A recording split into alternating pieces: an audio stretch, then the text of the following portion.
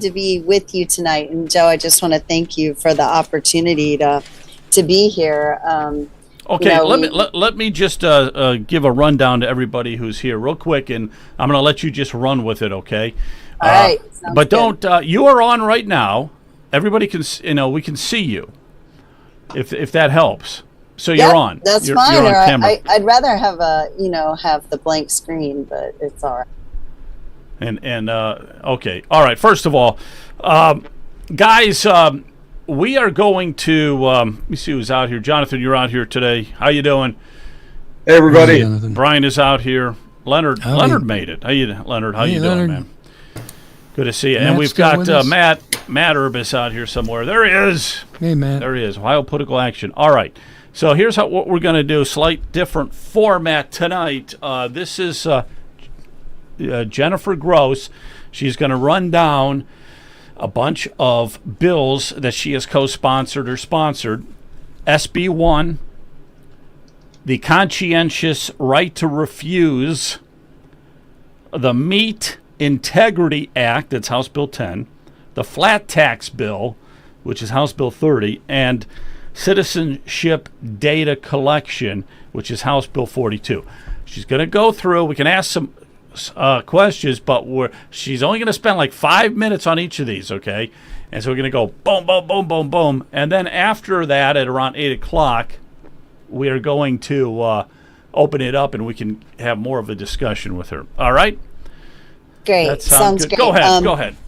I just want to thank you, Joe, for the opportunity to be here. I've been meeting with my district for 4 years, and so I'm going to count this as my 38th town hall and the opportunity to meet with not only my district, which is 45, but also other people in Ohio. Just a reminder that we are in the beginning of the General Assembly. I wish that we were faster at passing legislation. But when you're a full-time legislature, you tend to spend more time. Not saying we need to be like Colorado, but Colorado, for instance, drops a bill in the morning and it gets proponent-opponent testimony and voted out of the House and then goes into the Senate either that same day or the next day. Whereas in Ohio, we start now. So as people are looking at legislation and they want legislation to be moved, it really needs to be dropped in Ohio, not always, because if the legislature wants to move something quickly, we can move it after the first year. But right now, if you have a bill that you want your legislator to drop it really by May or June of this year, because remember how a bill becomes a law. It has to get through the House. It has to see proponent-opponent testimony be amended, if it's going to be amended, and then it has to be passed on the House floor. Then it goes to the Senate and goes through the same process, proponent-opponent testimony. If the Senate then amends a bill in the Senate because they didn't like what the House passed out, it has to come back to the House for an additional vote, which is what often happens in lame duck, which is a bill that I hope to drop after the budget is done, banning lame duck, because I don't believe that we should be having lame duck session. We tend to pass garbage when we have lame duck because a lot of times we are voting at 2 or 3 or 4 in the morning. So anyway, having said that, Joe, thank you again for having me. So let's talk a little bit about SB 1, which, by the way, I have not co-sponsored yet because it just passed the Senate and it is now going to be assigned to committee in the House. I don't know which committee, but I suspect it's going to go to higher ed. And so it will most likely go to the higher ed committee. We're all getting a lot of letters about SB 1. SB 1, I'm going to take a few extra minutes on this one. It's quite a large bill. It is a bill sponsored by Senator Serino in the Senate, passed very quickly in a month in the Senate. So that shows you with what rapid movement this bill is receiving.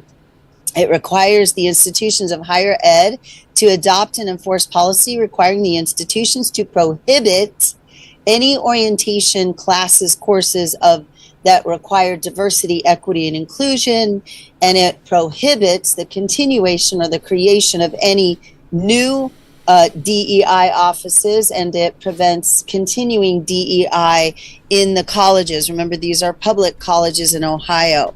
It requires each state institution its policy to affirm and declare that it will not endorse or oppose any controversial beliefs or policies, except on the matters that directly impact the institution's funding or their mission.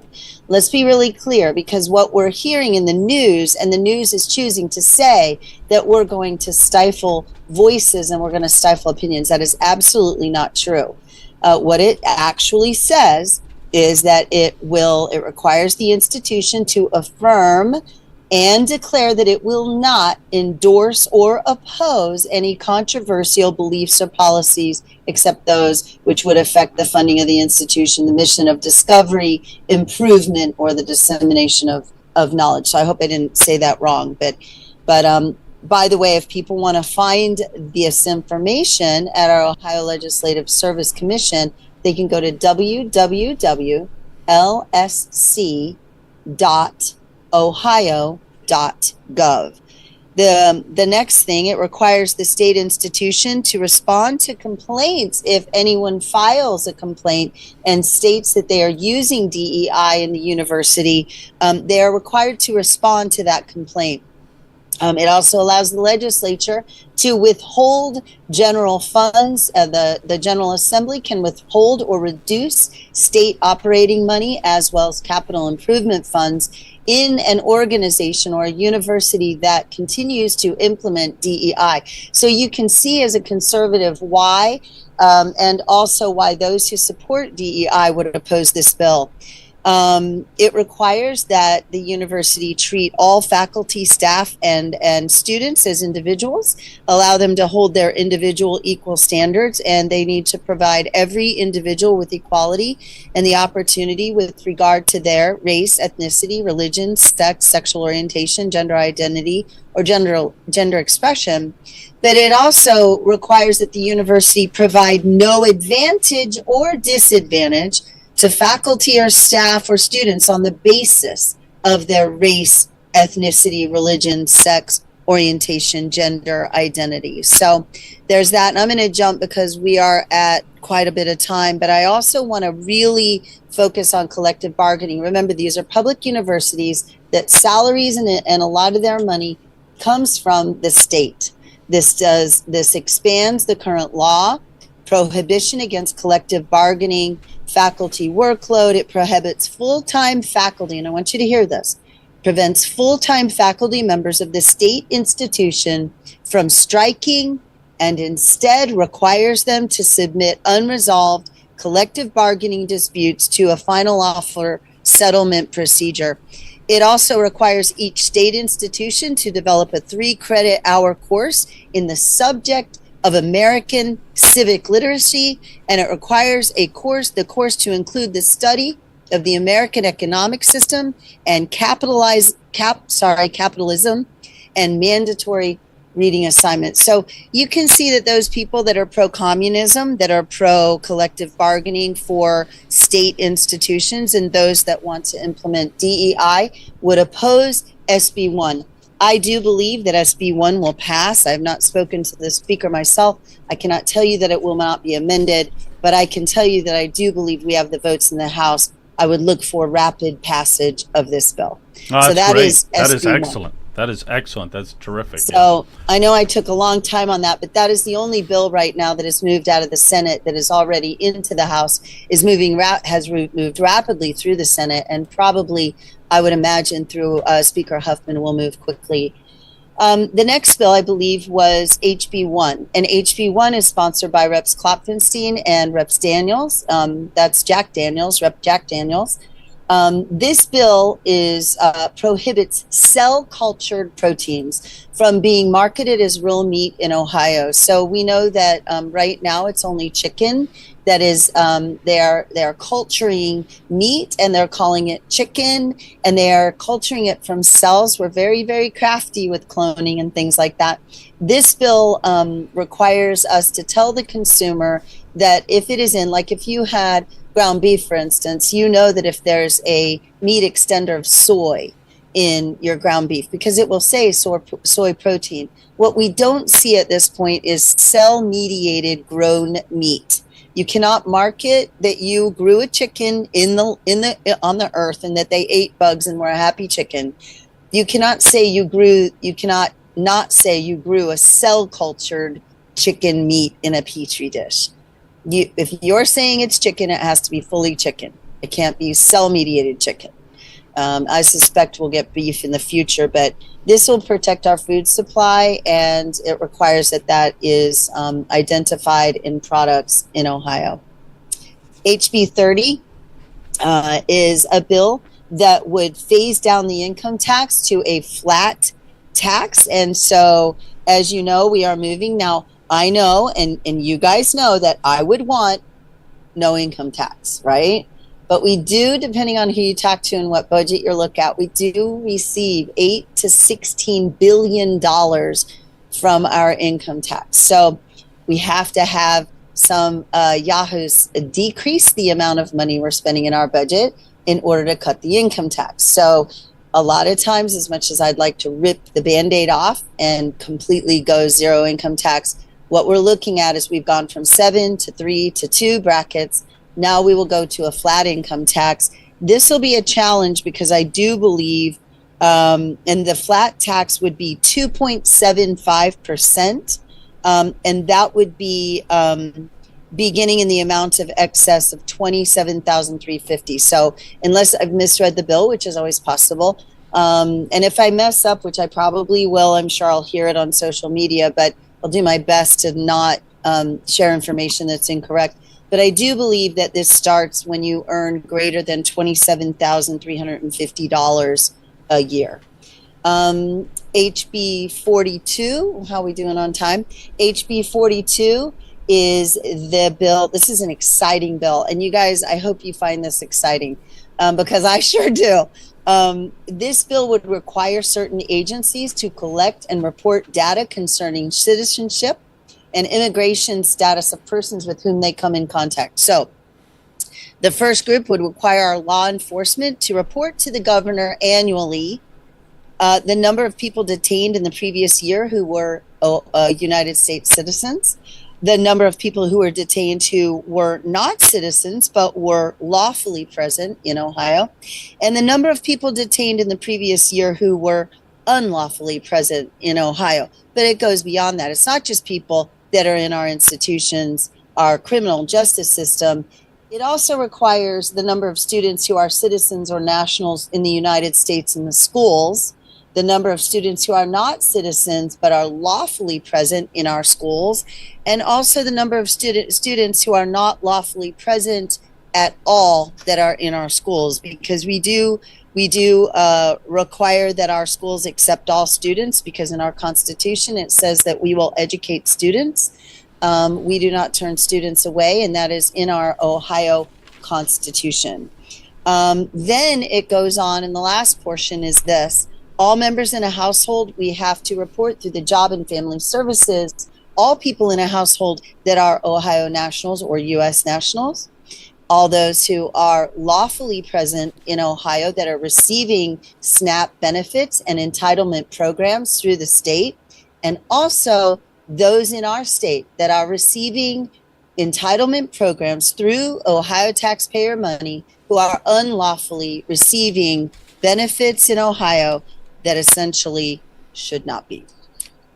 So this bill it may seem extremely dry, but it is foundationally important because we are not able, unfortunately, to get all that information. We don't know the people that are coming into Ohio. This will require that to happen. I'm sure it will have to be reformed, but this is a great first bite and a great glance at the beginning of us being able to track those who are in Ohio. And last but not least, I believe, is the conscientious right to refuse, which is my bill. It is a bill that is hot right now, as we now know that we have 4 people in Ohio who are being denied organ transplant in Ohio because of their vaccine status. This bill is called the Ohio Conscientious Right to Refuse. It does not yet have a number. It should be numbered next week. It prohibits discrimination of any kind for adults or emancipated minors who refuse any vaccine due to a reason of conscience or religion. It prohibits refusal of medical care or transplant services to children whose parents decline vaccination for conscientious or religious objection. It allows for litigation if the discrimination does occur, and it requires the loser to pay reasonable legal costs, which is a legal term, reasonable. The U.S. and state constitutions protect the right of conscience, yet the people of Ohio are still suffering discrimination because of their objection to a vaccine, and I will not give up this fight for medical religious liberty. So are you guys you're doing okay? you're doing really well on time. So let me just ask you one other question. Wait a minute. And then, let me finish that. Oh, Let me okay. finish that one. I really am encouraging all people who have a legislator. There are several. What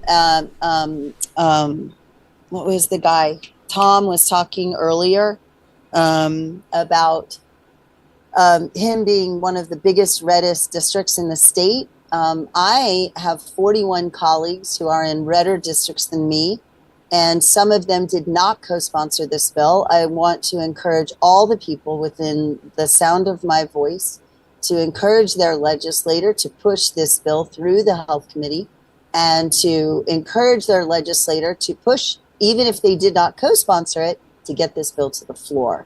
And so I just implore the people to get involved. So that's it. So thank you so much. So those bills that you just mentioned, Jennifer. So what's the chance of them passing, or are there any that are questionable? That any thoughts on that? I mean, at this point, they haven't. We haven't even had sponsor testimony in the House. So, some people like to say that Speaker Huffman is going to not pass any medical freedom bills. I will not say that until he doesn't. So I'm going to give him the benefit of the doubt and the opportunity to protect religious liberty and protect reasons of conscience, since we are a state and a nation based on religious liberty. That would probably be the hardest one. I obviously there will be opponents. There were 400 opponents to SB 1 in the Senate. They say it's because of DEI. I'm sure that's part of it, but I suspect it's mostly or a lot related to the collective bargaining agreement with SB 1. But when we are the ones approving the budget, I do believe that, and it's a state-funded university, that you should not be able to strike against the state taxpayer. So ultimately, if we're putting the money in their budget, in their coffers, then they would be then striking against the people, right? I mean, because the people, we make no money in the government. Let's be really clear. We take yours and we spend it. So I think it's very fair for the state to say, as far as collective bargaining, we have the ability to do that. I'm being told that maybe my head's cut off in the video. Are you guys seeing me? I mean, I don't know what the people are seeing on their end on Rumble, but I was just. So I think when Joe puts the frame with the chyron and your name below Got it, it. then you might you Got see it. this. Got it. Okay. So, It gets a little cut off. I'm sorry about that. Yeah, we have to adjust that for you, but we'll get it next time. One other question for you, Jennifer, Right. and then maybe at 8 o'clock we'll just go into a round robin discussion on some of this stuff. Okay. Sure. But what about the budget and Medicaid? Do you want to speak quickly on that? Well, I am the chair of Medicaid, and Medicaid is, if you look at all of our federal funds, I don't know if your listeners realize this, but approximately 30% of the Ohio budget comes from the federal government when you look at our full operating budget. I would argue that when 30% of your budget comes from the federal government, you are not sovereign. You are not an independent state. We cannot function with the way that our money is coming right now from the federal government. I'm the chair of the Medicaid committee. Medicaid, when you look at our whole budget and all of our funds, is 50.3% of our budget. Approximately 3.3 million Ohioans are on Medicaid. 25% of our spending goes to what we call Group 8. Group 8 was the Medicaid expansion under Kasich in 2013. And when he expanded, he did some terrible things. I'm sorry to the governor, but he did some terrible things that affected our property tax. And some of the things that we're seeing in our property tax, which I hate to bring up, we do have some of that too. We didn't get to that one. I should probably bring that one up too. But he took away a relief valve that automatically prevented our property tax from exceeding a certain amount in percentage increase. But when he expanded Medicaid, we put people at 133% of the poverty level on an expanded program where Ohio pays 10% and the federal government pays 90%. Those people are not disabled. They are not handicapped in any way. These are people that earn 133% or less in their income. But the problem is that they sold this to a lot of the states saying that group of people would not use the benefits. What we're finding is they are actually using all of the benefits. They're largely using the benefits. And just so that everybody knows, one person per month in that category is $909 a month. So, and then anybody, even in our disabled population and others, we are paying $909 for an adult and approximately $330 for a child. So all told, with all monies, including the federal money, a family of four costs the Ohio taxpayer $2,500 per month. That adds up fast. That adds up sure really does. quick. And then if you multiply those numbers by children and adults and you figure out $3.3 million, you can see why our total budget is approximately $47 billion per year. That is amazing. So, that is a massive budget and 4,500 pages long too. It is. And you know what? Since you said that, Joe, I would encourage everybody listening within the sound of this video, go in there, find the budget, find it, get the PDF, search it, search the things you're interested in, see where the money is going. You're not going to find that on the Ohio checkbook. As great as the checkbook is, you've got to look at this budget. Amendments for this budget are due March 14th. And that means that if you see spending in this budget and the language is out that you don't like, you write and you say to your legislator, I would like you to strike this expense. Like, for instance, I have 8 meetings on my calendar on Tuesday. And what I've begun doing with every organization in the spirit of SB1, when they come in, I'm going and I'm typing the name of their organization, and some are nonprofits, and I'm typing in DEI. And I'm finding that a large portion of the people coming in and asking for money on Medicaid have page after page of DEI on their websites.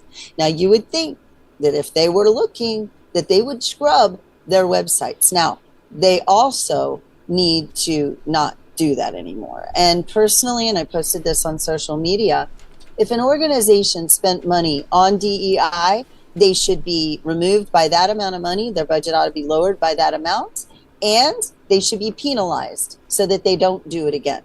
And that came from a person who wrote on my Twitter page or X page. So I love that idea. I'm like, hey, I like this person. So.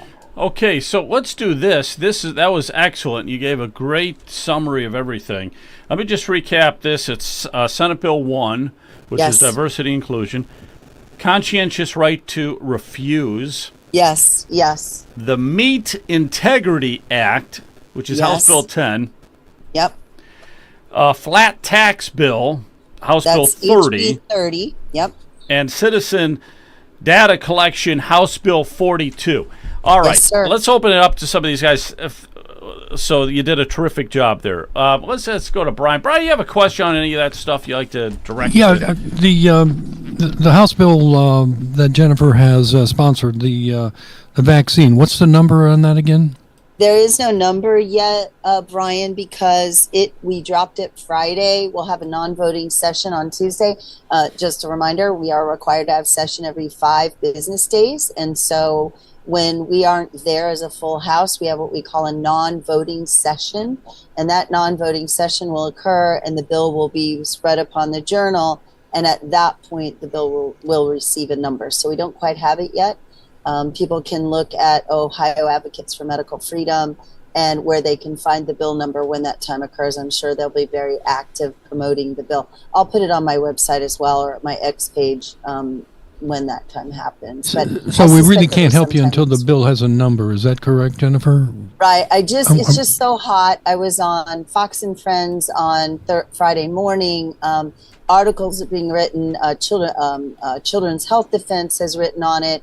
It's being written everywhere, and people are calling me. I'm finding more and more children are being denied. I have 2 children now at Cincinnati Children's. I know of 1 boy at Cleveland Clinic.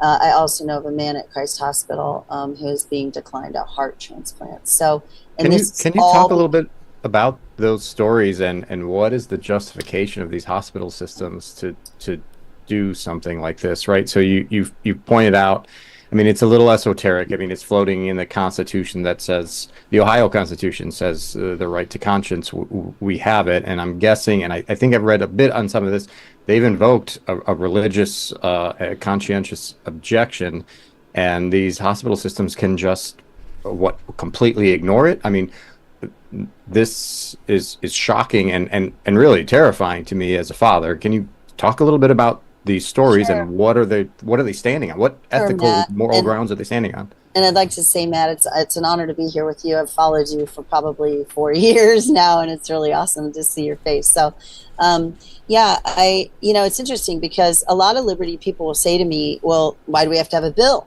That shouldn't be happening. This bill allows for litigation too. So, I mean, it does speak about that legal fees have to be paid back to the person who loses. So a lot of times you'll see a lot of bills that come through that say, oh, well, they can sue. But the problem is, what average Ohioan has 5, 10, 15, 20,000 set aside for legal fees? I mean, they may have some money set aside in the emergency fund because they're good Dave Ramsey people, and they're fiscally conservative. But most Ohioans don't have that kind of money. The hospital is saying here's what I would tell you. Their research and their standards come from the NIH. I mean, are people getting tired of the letter agencies? All I can tell you is research dollars come from the NIH. Some of these hospitals are high in research, and I get that. We need to do research to get better. But their standards are from the NIH that says, organ transplant requires all their vaccines. Well, the problem is, what happens when a person goes on an organ transplant or otherwise? They get anti-rejection drugs. Well, what do anti-rejection drugs do? They subdue and squash down the immune system, because the immune system is what fights against an organ, right? So they're saying it's the science, follow the science. This is the recommendation. The problem is that children are immune compromised anyway. And the chance that a vaccine is going to work in the first place, especially with people that are getting heart transplants. We know there's data out there that shows that the COVID vaccine has caused cardiomyopathy. Now, I'm a legislator in this role, so I don't want to talk about, medical stuff. I don't want to get into a contest with a medical person. What I want to say is this. If you do not want a medical treatment pushed that's permanently into your body, or the parents of a child do not want this, why would a hospital force us in? Think about this. Think if we did pass this bill, how many people would come from other states to Ohio begging for transplant, and how much better we might get as Ohio, because we're doing more of these. And they're very, very, the boy I just learned about tonight is 8 years old. His grandfather is in Butler County, and they called me. His mother is a PhD in research in Kentucky. And her child is 8 years old. They go to Boston. He's had 4 open heart surgeries, 24, cardiac casts. This child is sick. And even the surgery may not save his life. Okay, he is really, really sick. But in order to get better at these things, we have to try. And these children are not like an automatic match. You don't know when they're going to get a match. You don't know if they're going to survive into the match. But at this point, some of these institutions won't even put these people on their transplant list.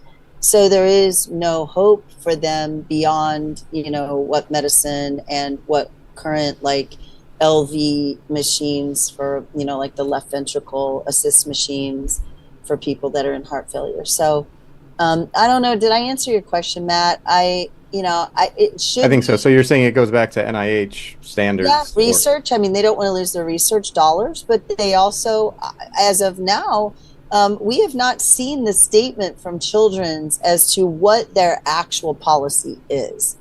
And look, Children's does some great work. I am not attacking Children's by and large. What I'm saying is we need to relook at this. Things have changed since COVID. And I think that we have to stop digging our heels in and saying, this is the way it's always been, and this is the way we're going to do it. We need to have compassion. The one boy up north, his father was an absolute, almost exact match for a kidney, and they were refused a kidney transplant because his father wasn't vaccinated.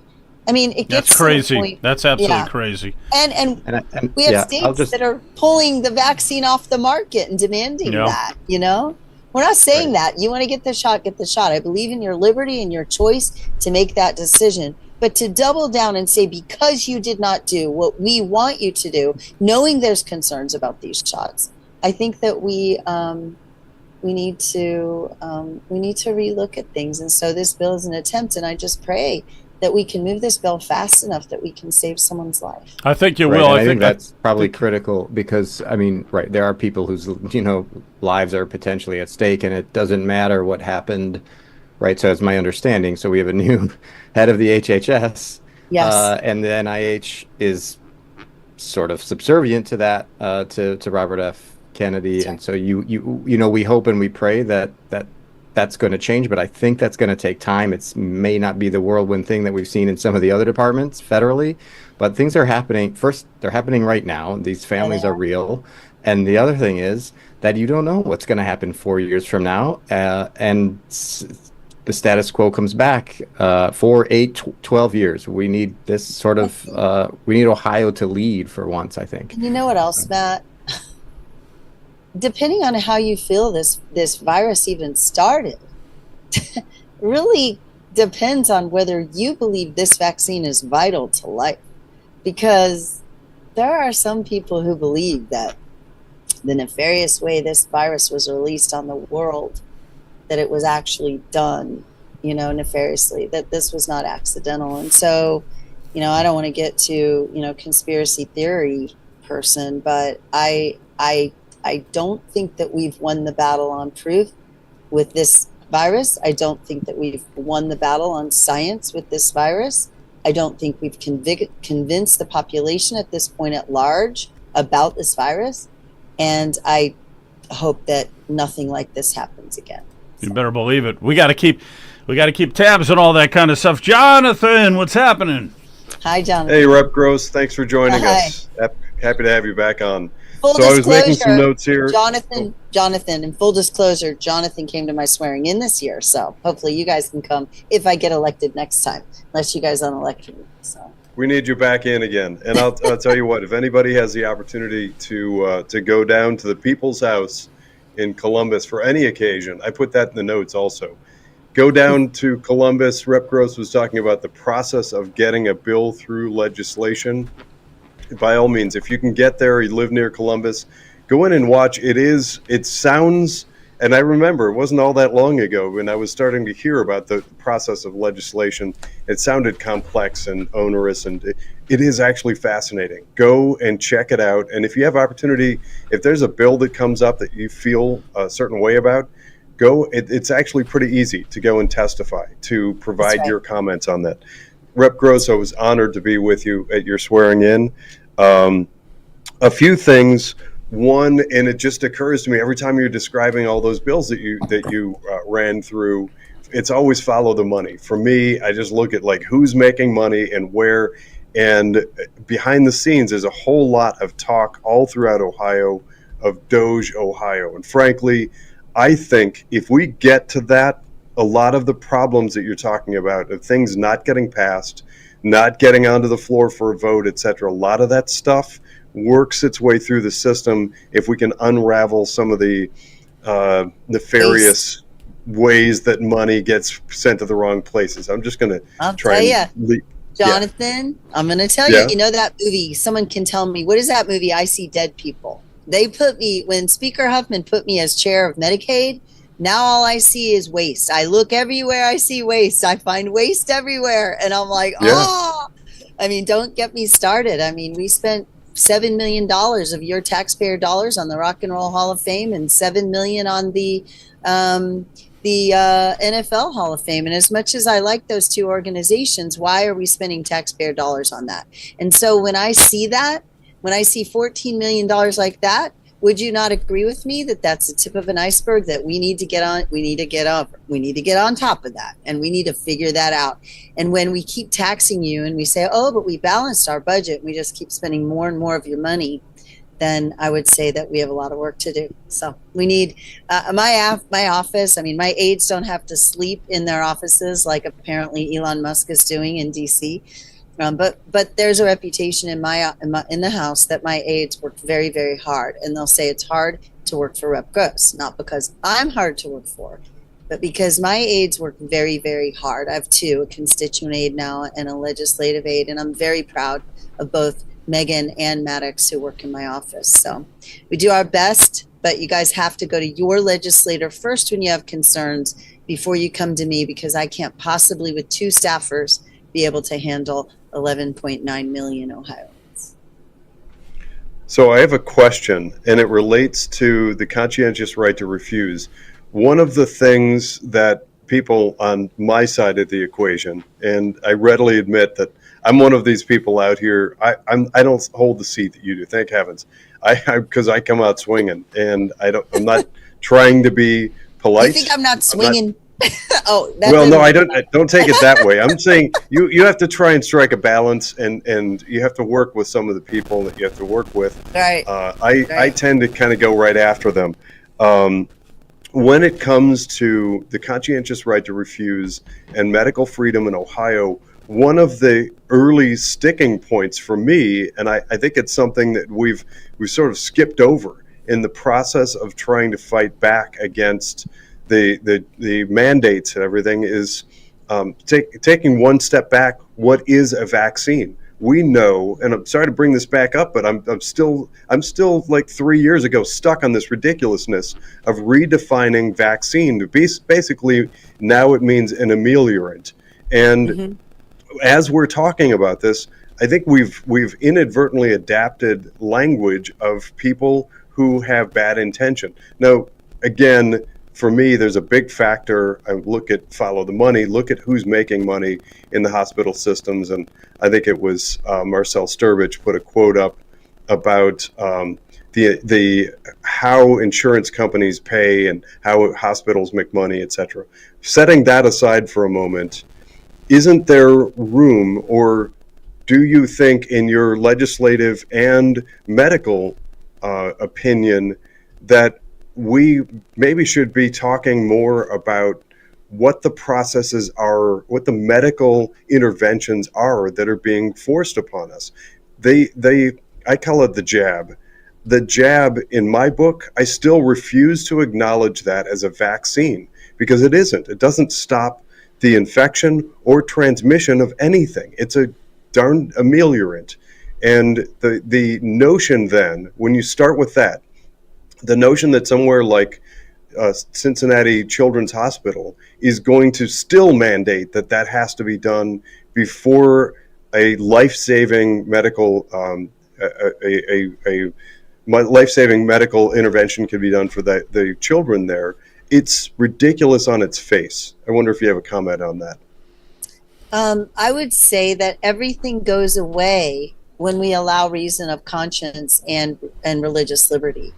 Regardless of, even if it's a vaccine that I believe in, even if it's a vaccine that I don't believe in. And I just so you know, I can't speak clinically because I don't speak that way in this role. But what I would say is everything goes away when we allow religious liberty and reason of conscience to be honored. I was very strong with vaccines before all of this started. I call myself, and I've told people this before, that I was a vaccine zealot. I mean, I would say to you, it's your responsibility and herd immunity and all of that, which is why the media never really told the truth about who I am and what my history was. But the reality is that you get the choice to determine, and parents get the choice to determine whether their children are vaccinated or not. And we need to protect medical liberty. For instance, and by the way, this bill does protect the employer as well. So if the person decides to not get a vaccine for measles, for instance, and someone says they got exposed to measles in that place of employment, the employer is not held liable in this bill. So this has business protection in it as well, and it's important for me to highlight that. Even if it is a vaccine that is understood by the medical community, or they are purporting to state that this vaccine prevents disease, I would encourage everyone, again, within the sound of my voice, to research now every single vaccine that has been done up until, and all of them. I think that we need to actually look at each one by one and look at them. So you got it. If I can, let me just go. I'll come back to any of you guys, but I want to get Leonard in here real quick. Leonard, how you Hi, doing, Leonard. man? And you have a question? Oh, let me see here. he's been silenced. Yeah, you've been silenced. Leonard, where are you? Your Leonard. mouth moves, Oh. but we can't. Oh no. Go ahead, Leonard. But anyway, You're first of all, tongue-tied. That's what it is. Go ahead. first of all, thank you very much for joining us. I really appreciate you taking the time to do this because I Thank know you, it's sir. kind of tough just people just firing questions all the time. But one of the things that's been interesting to me when I started thinking about the state, I started thinking about the financial brevity of the state and whether or not it's financially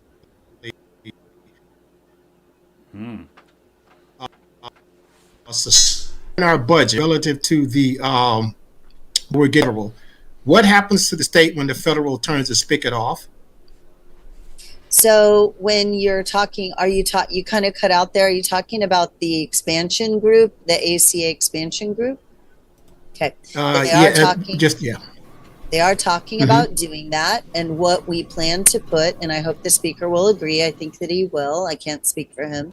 I do hope that also Representative Stewart, who is the chair of finance, will also agree that if the federal government cuts spending, we can't possibly come back to the taxpayer and say, you now are going to pay 10% of the group that really needs to go out and work more than 20 hours. By the way, the cutoff is approximately $1,200 a month. You have to make $1,200 a month, and you qualify for it's whatever the for a person one. Anyway, you have to look at the 133% poverty level. I don't want to quote the limits there, but if the federal government cuts off, we have what we call a trigger in the budget. Now, the current one that's in there seems to be a little weak, but we'll be working on that. And what we will likely do, there are many options here, but there are states that have already set up that if the federal government cuts their spending in our state, we'll immediately drop all of the expansion people, which is 25% of our Medicaid population. We will not touch our handicapped, our elderly, our disabled. That is traditional Medicaid. The only ones that we will touch in that case will be the ACA expansion that happened under Obama and Kasich, and those people either can be immediately cut off, or we can immediately stop enrollment, and then as they drop off, they're not allowed to come in. Another option is that you get a maximum of 3 years in that group, and once you've met your 3 years, you cannot come back onto the expansion.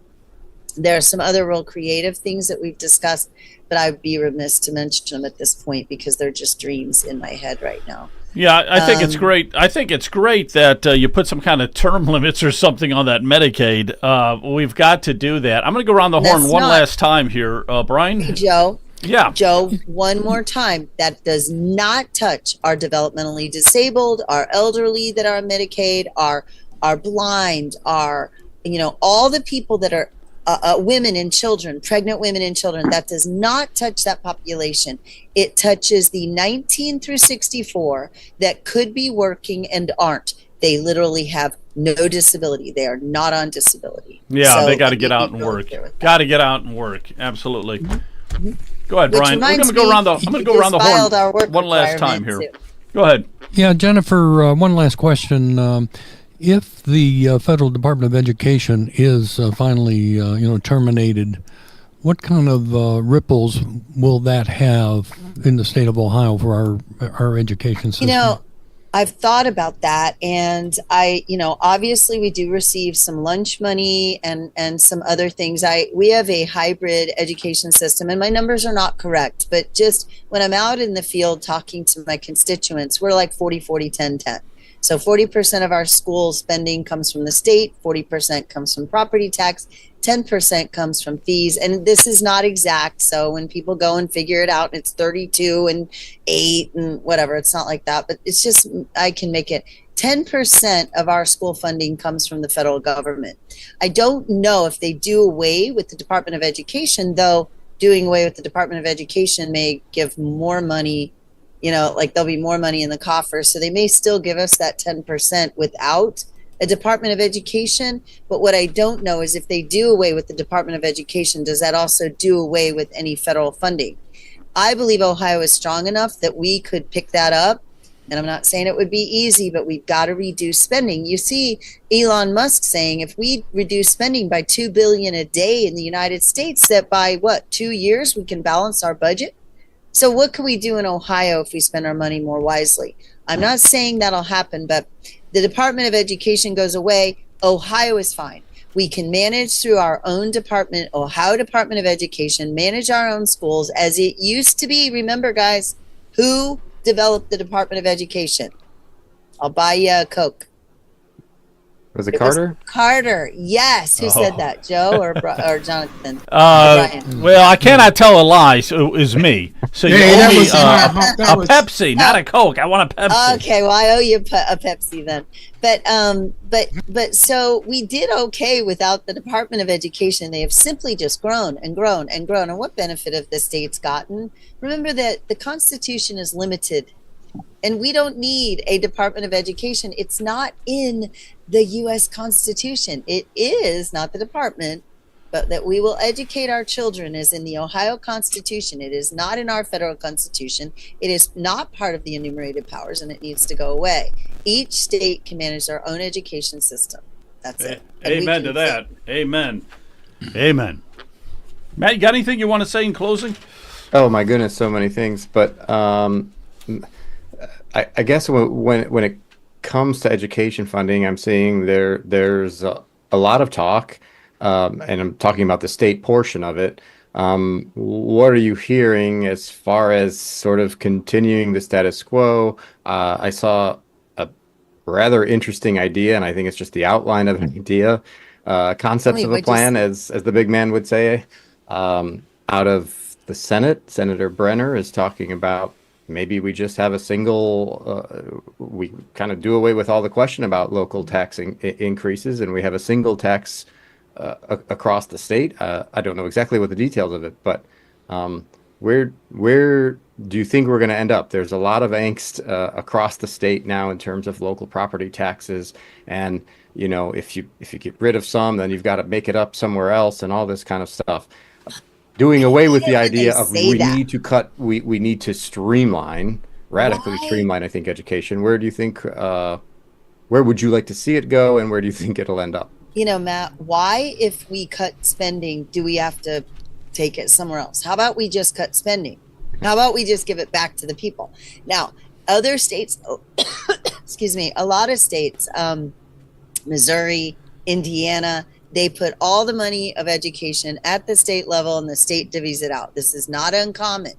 My good friend, Representative Ron Ferguson, said today, and he's just trying to stoke the fires, but he said, get rid of property tax. I believe Thomas Massey said, get rid of property tax. I totally agree, but 65% of my property tax go to the school, and I pay about $6,000 a year. That's a lot of money per household in my neighborhood going to the public schools. So where's that money going to go? What's it going to look like? How is that going to happen? I don't know, but I'm willing to try it because I was in public school. I went to school in my formative years in Indiana. I graduated from high school from a public school in Missouri. All of those schools ran very well. I was never, you guys remember, I'll bring back an old term, Common Core. I was never behind. My father worked for the FAA, so we moved around. Even though my parents were Buckeyes, we moved all around the nation. And I was never behind because a second grade teacher knows by their license what a second grader needs to know. And a high school science teacher knows what a high school student needs to know for chemistry. So, I think that it would be okay. I kind of like the idea, and I like where Senator Brenner's going. And the reason I think he is going there, and I can't speak for him, would be because if we're going to do away with property tax, 65% of my property tax goes to the schools. Where the money's going to go, we're going to lower it. How that's going to look, I don't know. The problem with property tax is that we are passing over 90% of all of our levies every time they go on the ballot. And the legislature knows this. We have talked about this as a caucus. The people say, lower our property tax, and yet the levies pass time and time and time again, which are increasing their property tax. And they come to us and say, lower our property tax. And it's like, okay, then you can't keep voting to raise levies, which are your property tax. If you then come to the legislature and say lower our property tax, because you're the one who's raising them. That I didn't get to talk about one bill, and maybe we'll do it next month, but that is the bill that talks about renewal levies versus replacement levies. A lot of people don't understand the levy system and what they're doing. They hear renewal and they hear replacement, and they think they're both the same. They are not. A renewal levy increases your property tax. So I might have gotten it wrong. A replacement levy, I'll need to go back and look at it because I get confused. See, I get confused too. That's HB 28. We'll talk about it again next month. So yeah, that'd be a good one. right. I'm going to throw this over corner into Jonathan here. I'm open, Matt. I'm open to doing Hey, hang on one second. Let me just read one of these because they've been popping up and we've never read any of them. Let me just read this. Anyone proposing to ditch property tax, which is wildly popular, needs to build the counter-argument for opponents that'll use hysterical arguments and cutting schools. Yeah. They always use hysterical arguments. I think, they will. But I also, I believe in ed choice, and so does Speaker Huffman. I think that as we're moving toward, I'm just saying, look, I'm not speaking for the speaker. I'm not even saying that I agree with this. All I'm going to say is I'm going to put it out there. Let's just say we believe in ed choice, and we do. Let's just say that we begin giving state money and, which is public money, we give it to the parents and they take it to the school, which we're already doing. Let's just say we also start working on buildings and we also give some of the tax money to all schools because now they're getting vouchers and they're getting ed choice. We get to the point where the state is playing a lot in that system, and it would make sense that Senator Brenner's bill then would become a thing, because then the state divvies it out and parents get ed choice. And other than most homeschoolers, because homeschoolers want out of the government, they want no touch at all. They don't want the money, they don't want to be included. That's in general what our homeschoolers want, and I get it. But let's say the charter schools, the public charter, the private charter, the Montessori private, the Christian schools, the Muslim schools, the Sikh schools. I hope I get a Sikh school here in my district because I have a huge Sikh population. Let's just say we're giving money to all of them. I think it does start to look like the state should probably then just divvy it out to everybody equally, and it should be, I would say that I want to say just. I mean, I'm a homeschool. We're a homeschool family, but speaking on behalf of the private schools, I know. Even if they are, I think a lot of them look at that state money with sort of dollar signs in their eyes. But I encourage you, Representative, and the let's say the conservative members of the caucus work to put in some guardrails. I think we already saw some disturbing legislation last year about, well, if you're going to be getting the state money, well, we're going to start putting out a state report card. There's already one. There's one of the liberals has dropped a bill saying that all the private schools need to be tested like the public schools. No, Exactly right. And so, then I don't know how to do it, but we need to understand that, look, if there is a school that as little as 30 people have decided to send their kids to, that's the report card. And if they continue to send their kids to that school, that's the report card. And that is all we need. They qualify. You know what that is, Matt?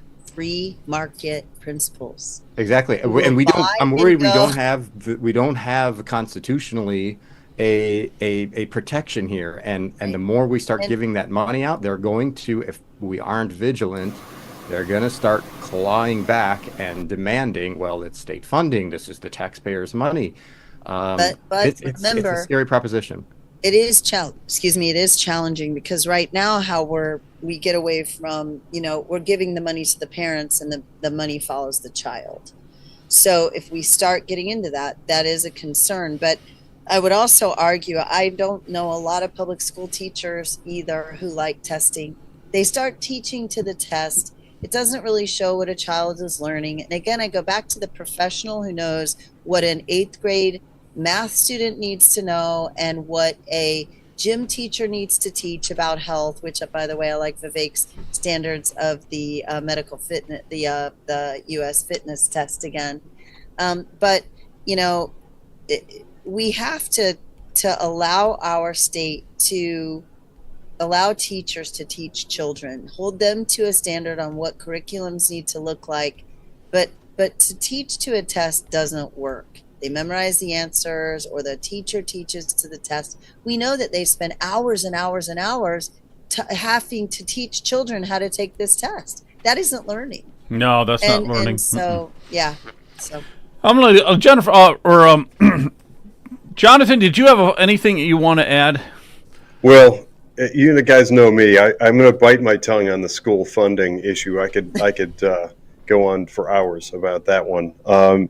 One clarifying point, and then I have a question for Rep. Gross. The clarifying point was for anybody that doesn't know, my reference to the definition of vaccine relates to redefining it in 2021. That wasn't clear.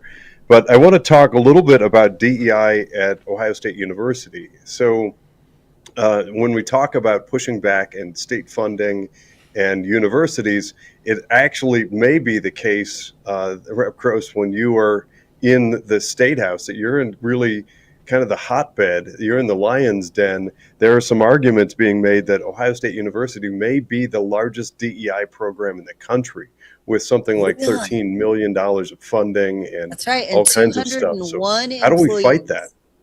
201 employees. This bill, SB1, is going to help curb that. And, I'm meeting, I think, at some point with the Ohio Student Senate.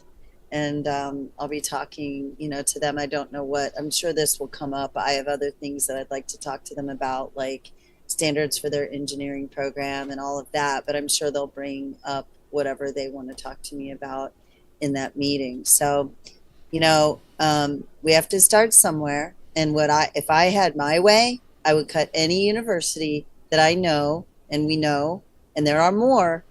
There's one very close to me that has page after page after page of DEI that they're spending money on.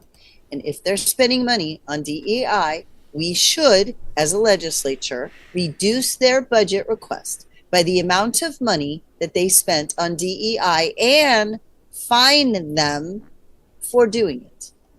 Now, if we do that, Jonathan, I'm not really big on punitive action, just so you know. I'm not the mother of my constituents. They have a mother, they don't need a mother. But in this case, it's a waste of state tax dollars, and I am charged with spending your money wisely.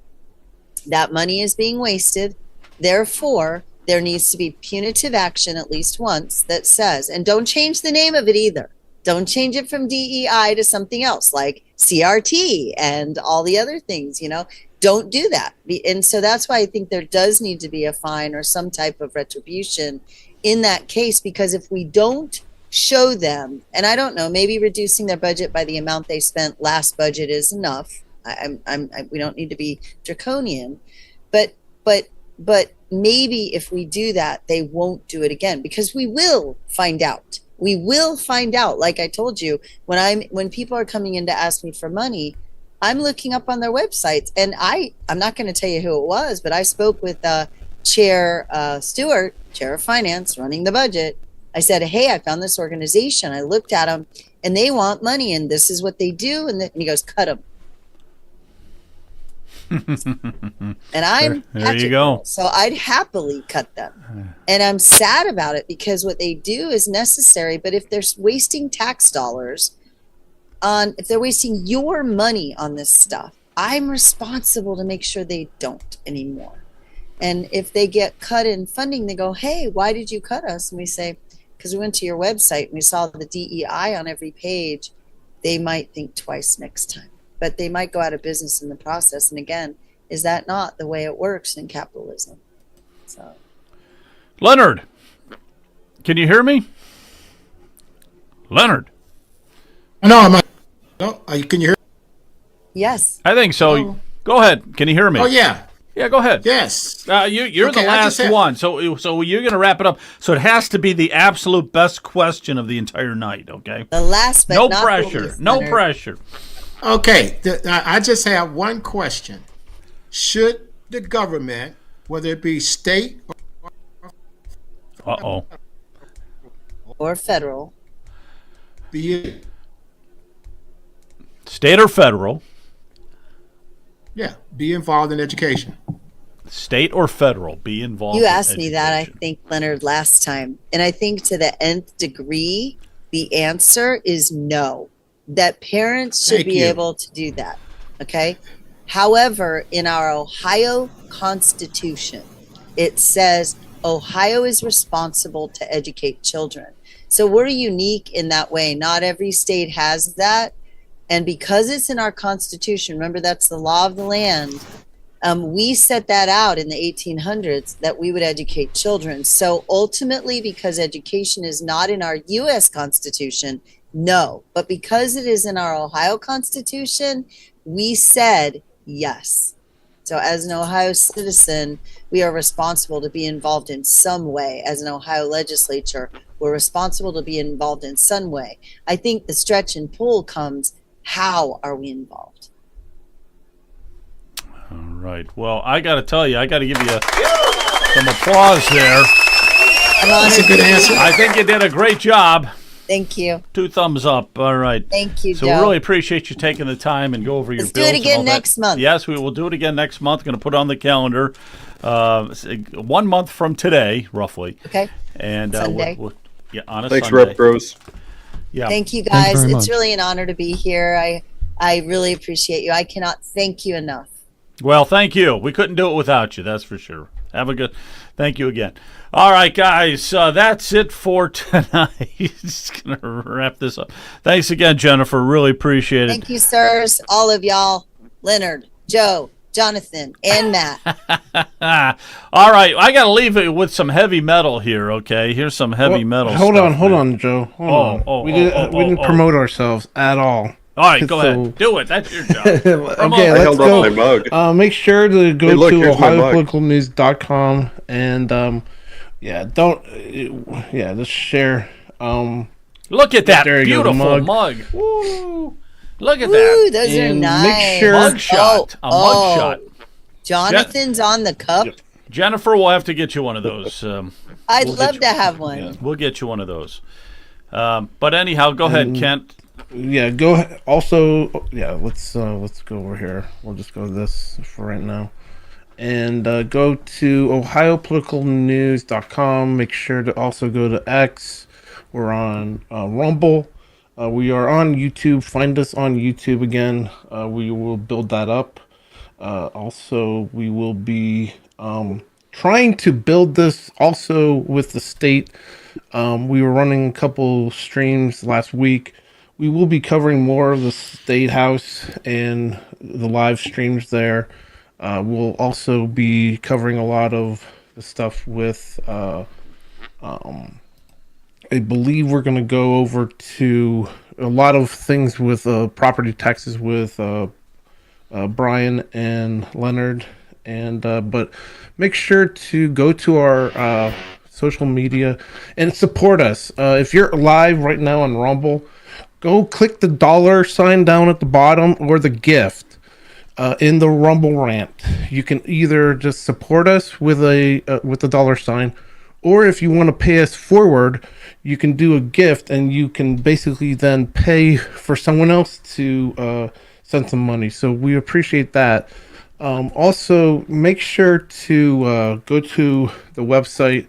There is a support button, and if anyone wants to get any kind of word out about Ohio, please let us know. I know Joe's email is popped on his lower third, so share us, throughout the state. We're trying to reach the whole state, so please let people know about us.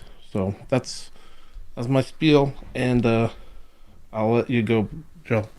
There we go. A thing of beauty right there. All right, guys. Thanks, Kent. Yes, it's promote, and follow us on X and everything else. All right. Good night. I got a heavy metal song I got to play. Good night.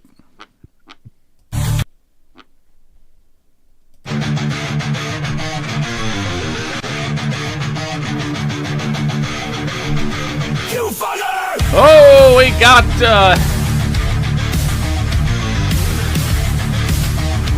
We got Trump on the drums, J.D. Vance, you name it. I think Trump got on the RFK fitness regimen. Yeah, he has been on that RFK fitness.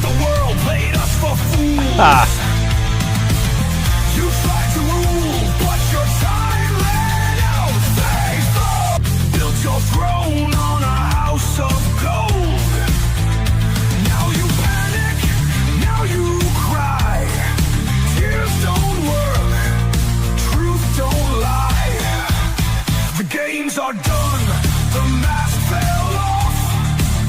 No more lies, we've had enough.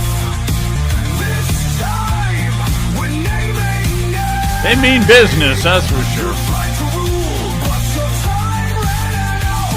Faithful, the silent won't stay quiet now. We're taking Yeah, Trump's been hitting the weights a little bit.